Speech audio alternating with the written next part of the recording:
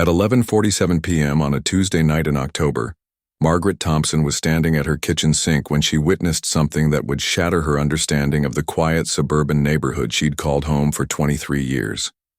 What started as an innocent glance through her window while washing dishes would expose a secret so devastating that it would make national headlines and change federal laws about child welfare investigations. Margaret Thompson made a call that would expose the darkest secret her neighborhood had ever hidden. What police found in that basement didn't just shock them, it changed everything they thought they knew about the man living next door. But here's what will really mess with your head: this wasn't the first time. And the truth about who this little girl really was. That's the part that's going to haunt you. The revelation would uncover a network of deception so elaborate that it had fooled social workers, neighbors, teachers, and even law enforcement for over 3 years. What you're about to hear involves a man who managed to hide the unthinkable in plain sight, using nothing more than charm, careful planning, and society's own blind spots against itself. Stick with me for the next 20 minutes, because what you're about to hear will make you question every neighbor you've ever trusted. This isn't just another crime story. This is a case study in how evil can masquerade as normalcy, how systems designed to protect children can fail catastrophically, and how one moment of curiosity by an observant neighbor became the difference between life and death for a little girl whose existence had been erased from the world.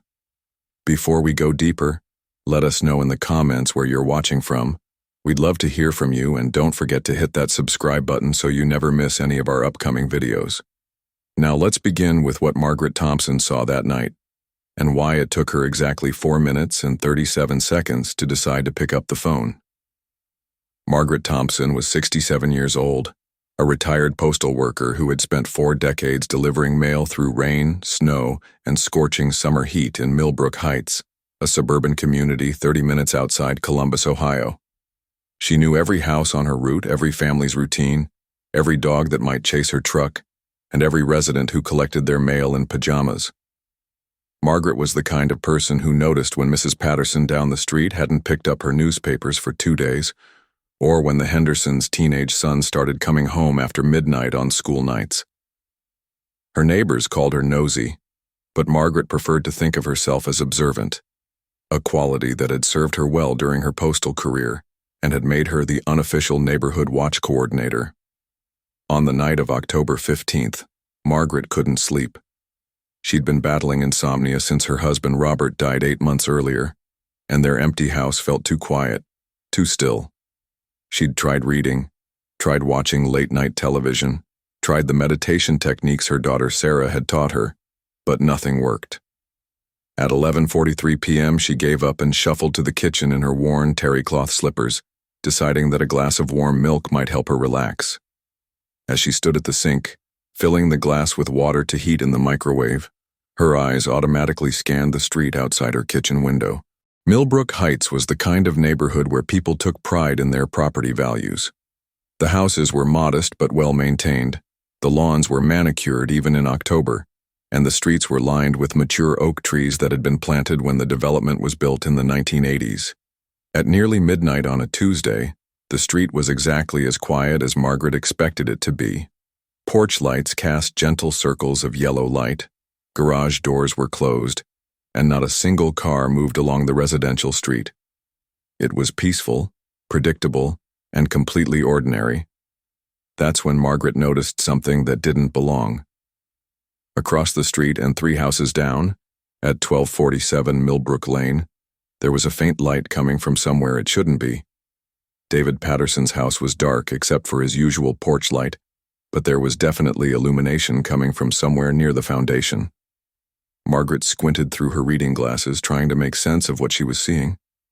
David Patterson was a quiet man in his early 40s who worked night shifts at the paper mill outside town. Margaret rarely saw him except when he was leaving for work around 10 p.m. or returning home around 7 a.m.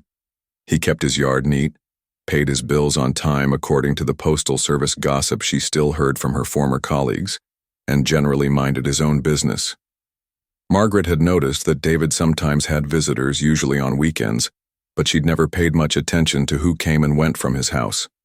He wasn't unfriendly exactly, but he wasn't the type to participate in neighborhood barbecues or block parties. When Margaret organized the annual Christmas cookie exchange, David politely declined. When the Henderson family's cat went missing last spring, David helped with the search but didn't join the neighbors who gathered afterward to share stories and coffee. He was cordial but distant, helpful but not particularly social. In a neighborhood full of families with children, teenagers, and elderly couples, David Patterson was simply the quiet single man who worked nights and kept to himself. But tonight, something was different about David Patterson's house. The light Margaret was seeing appeared to be coming from ground level, somewhere near what she assumed was his basement. She'd lived across from that house for over 2 decades, first when the Kowalski family owned it, then when it was sold to David 8 years ago. She'd never seen light coming from that part of the house before, especially not at this hour on a weeknight when David should have been at work. Margaret glanced at the digital clock on her microwave, 11:44 p.m. David's car wasn't in his driveway, which meant he was probably at the paper mill as usual. So why was there a light in his basement? Margaret moved closer to her kitchen window, pressing her face against the cool glass to get a better view. The light was definitely there, flickering slightly as if someone was moving around with a flashlight or a candle. But that wasn't what made Margaret's breath catch in her throat. It was what she saw in that brief moment when the light moved closer to what must have been a basement window. It was a hand, small and pale, pressed against the glass from the inside. A child's hand. Margaret blinked hard, wondering if her tired eyes were playing tricks on her. She'd been having trouble with her vision lately, especially at night, and her daughter had been nagging her to schedule an appointment with the eye doctor. But when she looked again, the hand was still there, motionless against the window. 5 small fingers spread wide as if whoever was inside was trying to signal for help, or simply trying to touch the outside world they couldn't reach. Margaret's mind raced through possible explanations. Maybe David had a relative visiting, a niece or nephew who couldn't sleep and had wandered down to the basement to play. Maybe it was a neighbor's child who had come over for some reason. Maybe there was a perfectly innocent explanation for why a child would be in David Patterson's basement at midnight on a Tuesday. But even as Margaret tried to rationalize what she was seeing, her instincts were screaming that something was terribly wrong. The hand remained pressed against the window for what felt like an eternity, but was probably only 30 or 40 seconds. Then, slowly, it slid down the glass and disappeared. Margaret waited, watching intently, but the hand didn't reappear. The light in the basement continued to flicker for a few more minutes, then went out completely. David Patterson's house returned to darkness, just like every other house on the street. Margaret stood at her kitchen window for another 10 minutes, waiting to see if the light would return, if the hand would reappear, if anything else would happen to explain what she'd witnessed. But the house remained dark and still. She considered walking across the street to knock on David's door, but something held her back. What if she was wrong?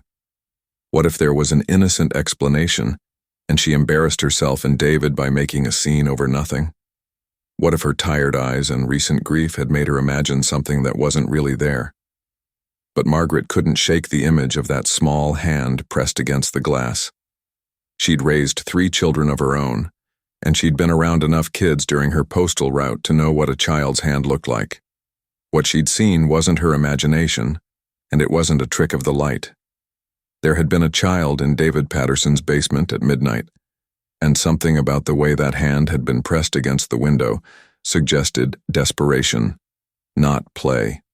At 11:47 p.m., exactly 4 minutes and 37 seconds after she first noticed the light in David's basement, Margaret Thompson picked up her phone and dialed 911.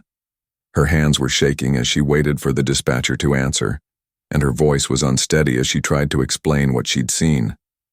The dispatcher was patient and professional, asking Margaret to repeat her statement twice to make sure the information was recorded accurately. Margaret gave her name, her address, and a detailed description of what she'd witnessed. She emphasized that she'd lived in the neighborhood for over 20 years, that she knew David Patterson by sight, and that she'd never seen anything like this before. The dispatcher told Margaret that officers would be sent to investigate, and asked her to remain available in case they needed to speak with her further. Margaret agreed, then hung up the phone and returned to her kitchen window to wait. She had no idea that her 4-minute and 37-second decision to call for help had just triggered a chain of events that would expose one of the most elaborate and horrifying cases of child imprisonment that Ohio law enforcement had ever encountered. Officer Jake Rodriguez was 17 minutes into his midnight patrol when the dispatch call came through his radio. Rodriguez was a 15-year veteran of the Columbus Metropolitan Police Department, and he'd worked every shift imaginable during his career. He'd responded to domestic violence calls, drug raids, armed robberies, and traffic accidents that would give most people nightmares. He thought he'd seen everything that human beings were capable of doing to each other, but he was about to discover just how wrong he was. The dispatch information was unusual enough to get Rodriguez's attention immediately. A neighbor had reported seeing a child's hand pressed against a basement window at nearly midnight at the home of a man who supposedly lived alone and worked night shifts. Rodriguez had handled enough child welfare calls to know that most of them turned out to be misunderstandings, neighbor disputes, or situations involving parents who made questionable decisions but weren't actually breaking any laws. But something about this particular call made his instincts prickle with unease. Rodriguez arrived at 1247 Millbrook Lane at 11:52 p.m., exactly 5 minutes after Margaret Thompson's call had been dispatched. He parked his patrol car in David Patterson's driveway and took a moment to observe the house before getting out. The residence was a typical suburban ranch-style home, probably built in the 1980s, with a small front yard, attached garage, and what appeared to be a finished basement based on the foundation windows he could see along the side of the house.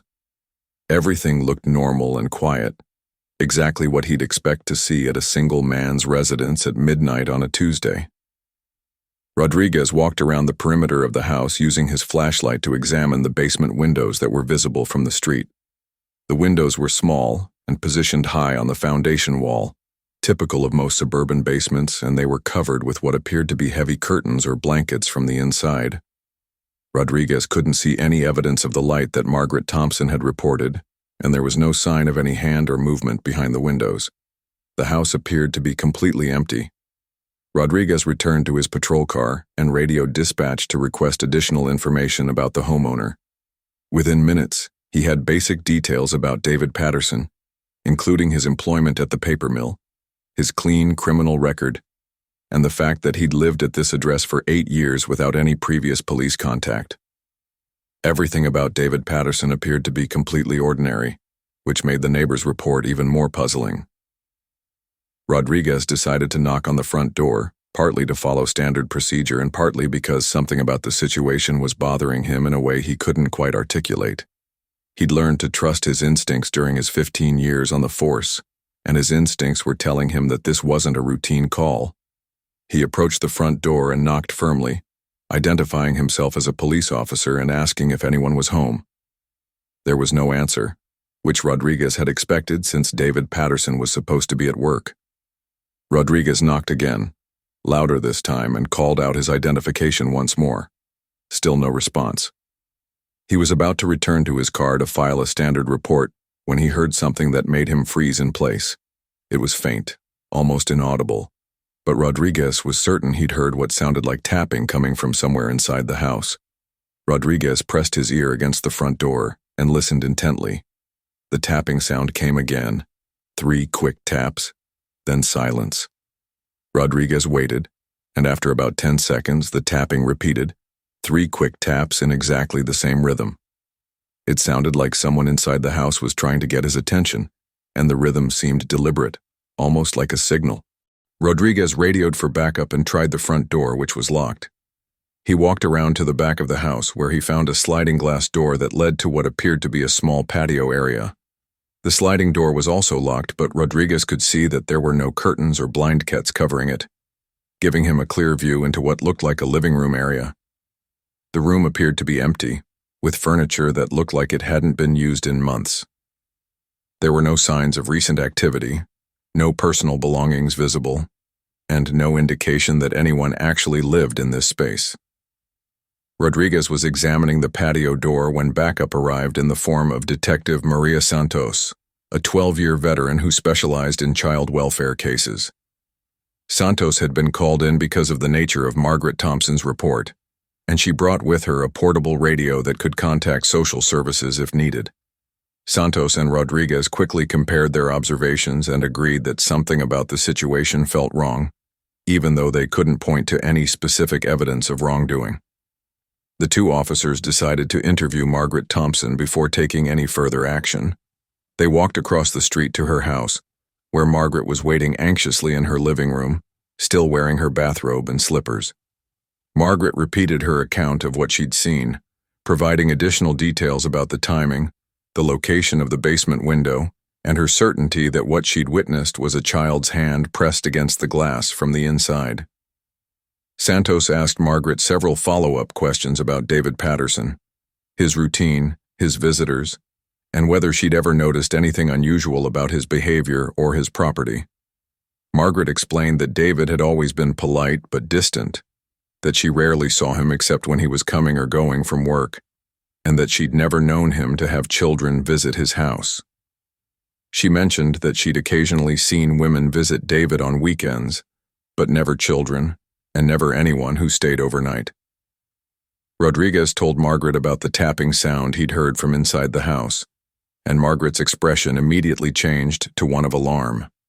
She insisted that David should be at work at this hour, and that there should be no one inside his house, let alone someone trying to signal for help. Margaret begged the officers to investigate further, saying that she couldn't live with herself if there really was a child in trouble, and they didn't do everything possible to help. Santos and Rodriguez returned to David Patterson's house, where they were joined by two additional patrol officers who had been called to assist with the investigation. The four officers conducted a more thorough examination of the property, looking for any sign of entry points, basement access, or evidence that someone might be inside the house.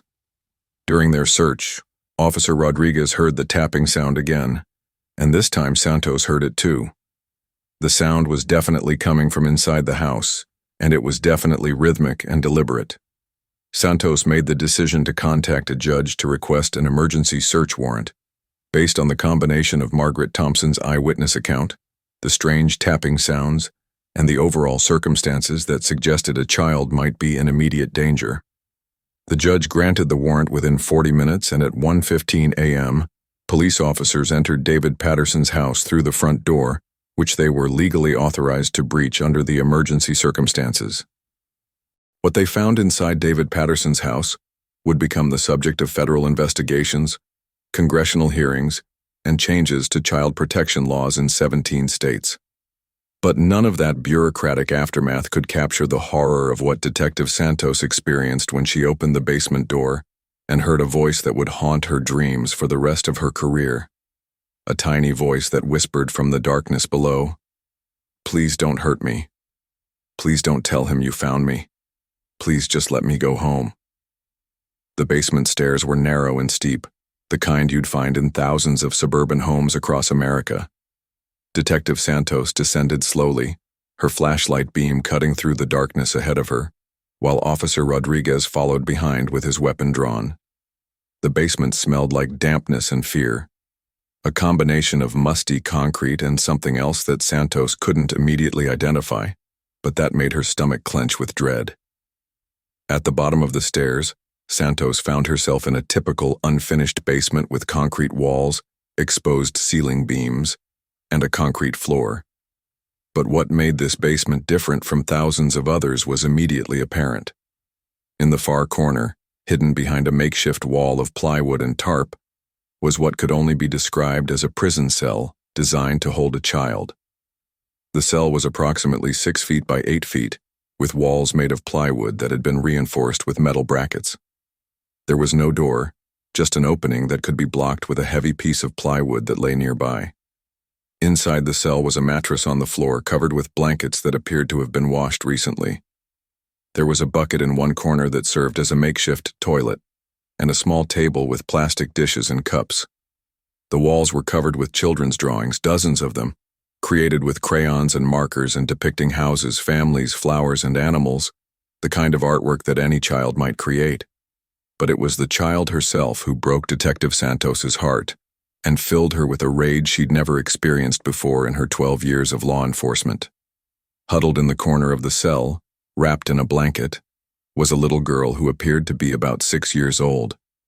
She was thin to the point of malnutrition, with tangled blonde hair and huge blue eyes that held a mixture of terror and desperate hope. When Santos approached the cell and knelt down to the child's eye level, the little girl whispered the words that would be quoted in news reports around the world. "Are you here to take me home? I've been good. I promise I've been good." Detective Santos later described that moment as the most heartbreaking and infuriating experience of her entire career. This child, who should have been sleeping safely in her own bed, surrounded by toys and stuffed animals and the security of parents who loved her, had instead been living in a basement prison for God only knew how long.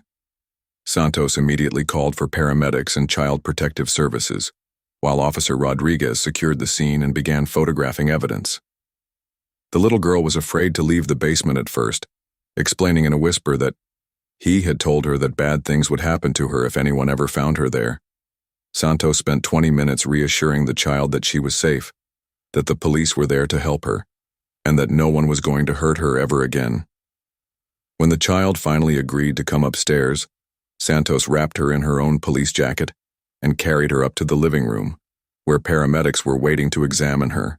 The paramedics determined that the child was suffering from malnutrition, dehydration, and what appeared to be chronic sleep deprivation, but that she had no immediately life-threatening injuries. She was taken to Columbus Children's Hospital for a complete medical examination, while Detective Santos began the process of trying to identify who she was and how she had ended up in David Patterson's basement. But that's when this case took a turn that no one expected, a twist that would reveal just how elaborate and calculated David Patterson's crimes really were. When Detective Santos asked the little girl what her name was, the child looked confused and frightened, as if she wasn't sure she was allowed to answer. After several minutes of gentle questioning, the child whispered that her name was Emma, but that he sometimes called her other names. When Santos asked about her parents, about where she lived before the basement, about anyone who might be looking for her, Emma's answers revealed the true scope of David Patterson's deception. Emma told Detective Santos that she didn't remember living anywhere else, that the basement was the only home she'd ever known. She spoke about David Patterson as the man who brought her food and sometimes let her draw pictures, but who also told her that she could never leave the basement because bad people outside would hurt her. Emma had no memory of parents, siblings, or any life outside of that basement prison. As far as Emma knew, David Patterson's basement was the entire world, and David Patterson was the only other human being in existence. Detective Santos realized that she wasn't just dealing with a kidnapping case, she was dealing with a child who had been imprisoned for so long that she had no memory of any other life. The implications were staggering, and the questions were overwhelming. Who was Emma? Where had she come from? How long had she been in that basement? And most importantly, why wasn't anyone looking for her? The answer to those questions would expose a conspiracy so elaborate and cruel that it would change how law enforcement agencies investigate missing children cases. David Patterson hadn't just kidnapped a child, he had methodically erased her existence from the world, using forged documents, fake identities, and systematic deception to make sure that no one would ever come looking for the little girl he kept locked in his basement. But David Patterson had made one crucial mistake, and that mistake would be his downfall. He had underestimated the power of human curiosity and the determination of one observant neighbor who refused to ignore what she'd seen. Margaret Thompson's 4-minute decision to pick up the phone had just saved a child's life and exposed one of the most calculated cases of child imprisonment in American criminal history. When David Patterson returned home from his shift at the paper mill at 6:45 a.m. on Wednesday morning, he found his driveway blocked by police cars and his house surrounded by investigators. His reaction to seeing the police presence was the first clue that Detective Santos had been right to trust her instincts about this case. Instead of approaching the officers to ask what was wrong, instead of showing the concern and confusion that an innocent homeowner would display, David Patterson turned around and tried to walk away as casually as possible. Officer Rodriguez, who had been watching for Patterson's return, immediately approached him and asked him to identify himself. Patterson's response was to claim that he must have the wrong address, that he didn't live in this house, and that he was just out for a morning walk. When Rodriguez pointed out that Patterson's car was registered to this address and that neighbors had identified him as the resident, Patterson's story changed to claim that he was house-sitting for a friend and didn't know anything about what was happening. Detective Santos took over the questioning and informed Patterson that he was being detained for investigation in connection with the imprisonment of a child. Patterson's reaction was immediate and telling. He didn't ask what child, he didn't demand to know what Santos was talking about, and he didn't show any of the outrage or confusion that an innocent person would display. Instead, Patterson became very quiet and very still, like a man who knew that his carefully constructed world was falling apart around him. Patterson was taken to police headquarters for questioning, where he initially continued to claim that he knew nothing about any child and that there must be some mistake. But when Santos presented him with photographs from the basement cell, with evidence that a child had been living there for an extended period, and with Emma's own statements about the man who had been holding her, Patterson's facade finally cracked. What Detective Santos heard next was a confession that revealed the true depths of David Patterson's depravity and calculation. Patterson admitted to holding Emma in his basement, but he claimed that he had rescued her from an abusive situation and that he was protecting her. He insisted that Emma was better off with him than she would have been with her real family, and that everything he had done was motivated by love and concern for her welfare. But Patterson's version of events didn't match the evidence that police had found in his house, and it certainly didn't match Emma's statements about her treatment. Detective Santos knew that she was dealing with a master manipulator who was trying to reframe child imprisonment as child protection, and she wasn't buying it for a second. The real breakthrough in the case came when investigators began searching Patterson's house more thoroughly and discovered a hidden room behind his basement workshop. This room contained filing cabinets full of forged documents, fake identification papers, and detailed records of Patterson's deception. What they found in those files revealed that David Patterson had been planning Emma's imprisonment for over a year before he actually took her, and that his crime was far more sophisticated than anyone had initially realized. Patterson had created an entirely false identity for Emma, complete with fake birth records, fake medical records, and fake custody documents that supposedly gave him legal guardianship of her. He had used these forged documents to enroll Emma in online homeschool programs that existed only on paper, to create fake social media accounts that made it appear that Emma was living a normal life with her loving guardian, and to establish a paper trail that would explain Emma's absence from traditional school and community activities. But the most shocking discovery was yet to come. Hidden in Patterson's files was evidence that Emma wasn't his only victim, and that his basement prison had been designed to hold more than one child. Police found architectural drawings for expanded cells, shopping lists for multiple children's clothing and food items, and correspondence with other individuals who appeared to be involved in similar crimes. Detective Santos realized that she had uncovered not just a single case of child imprisonment, but evidence of what appeared to be a network of individuals involved in the systematic kidnapping and imprisonment of children. The investigation expanded to include federal agencies, and the search for Emma's true identity became part of a larger effort to identify other victims and other perpetrators. The search for Emma's real identity led investigators through a maze of missing children reports, adoption records, and family court documents that spanned multiple states and several years. Emma's photograph was compared to hundreds of missing children reports, but there were no matches. Her fingerprints didn't match any records in missing children databases. Her DNA was tested against samples from families of missing children, but there were no hits. For several weeks, it appeared that Emma might be one of those children who disappear without anyone ever reporting them missing.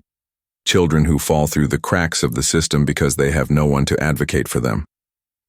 But Detective Santos refused to give up, and her persistence finally paid off when a social worker in Michigan recognized Emma's photograph from a news report about the case. The social worker remembered a case from 4 years earlier, involving a young mother who had given birth to a daughter and then disappeared from the hospital before completing the discharge process. The mother had been struggling with drug addiction and mental illness, and she had expressed fears that Child Protective Services would take her baby away from her. Hospital staff had assumed that the mother had taken the baby and left town to avoid intervention, but they had never been able to locate either the mother or the child. DNA testing confirmed that Emma was indeed the missing baby from Michigan, and further investigation revealed the horrifying truth about how David Patterson had acquired her. Patterson had been working as a hospital orderly in Michigan 4 years earlier, and he had been present when Emma's mother gave birth. When the mother disappeared with her baby, Patterson had seen an opportunity and had taken Emma for himself, using his access to hospital records to cover up his crime. Emma's mother was eventually located living homeless in Detroit, still struggling with addiction, but desperate to know what had happened to her daughter. The reunion between Emma and her birth mother was complicated by the fact that Emma had no memory of her, and by the mother's ongoing struggles with mental health and substance abuse. Emma was placed in foster care while social workers tried to determine what would be in her best interest for permanent placement. David Patterson was charged with kidnapping, child endangerment, forgery, fraud, and conspiracy as part of a child trafficking network. His trial revealed details about the network that shocked even experienced law enforcement officers, and his conviction led to sentences that ensured he would never have the opportunity to harm another child. But for all the justice that was served, and all the other victims who were rescued as a result of Emma's case, the story that stayed with Detective Santos was much simpler and more personal. It was the memory of a 6-year-old girl who had been robbed of her childhood, her family, and her freedom, but who had somehow maintained enough hope and courage to press her small hand against a basement window in a desperate signal for help. Emma is now 11 years old, living with a loving adoptive family who understand her unique needs and challenges.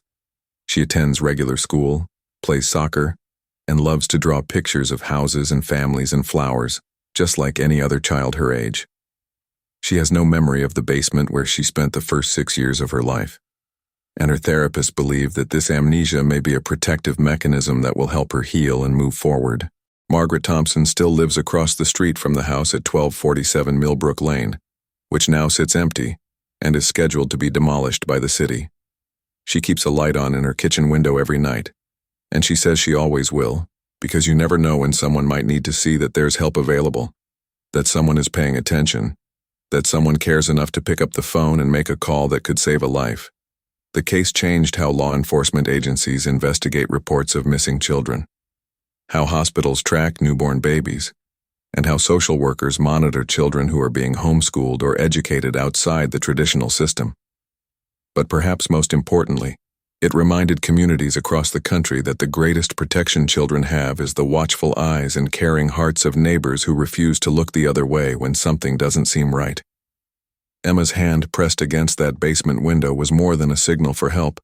It was a reminder that evil can hide anywhere, but that good people who pay attention and take action can make the difference between a child who disappears forever and a child who gets to grow up free and safe and loved.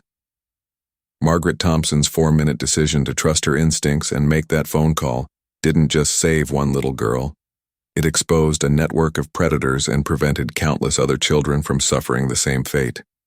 Sometimes the most important thing you can do is pay attention to what doesn't seem right, trust your instincts about what you've seen, and have the courage to pick up the phone and make a call that might change everything. Because somewhere out there might be another Emma pressing her hand against another window, hoping that someone will see, someone will care, and someone will be brave enough to help.